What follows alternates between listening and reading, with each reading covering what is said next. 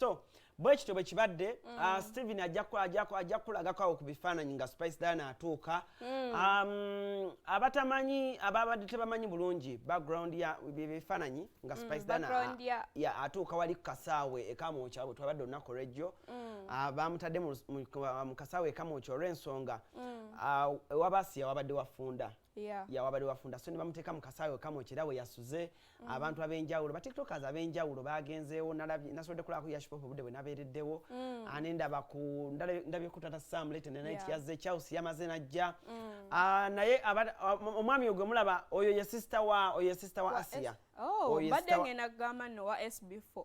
Oyo ye sister wa Asiya yabadde annyonnyola Spice Diana ng'amugamba nti Spice kigambibwa nti Asiya bamuggyemu ebintu ebiddugavu ebiringa obutwa.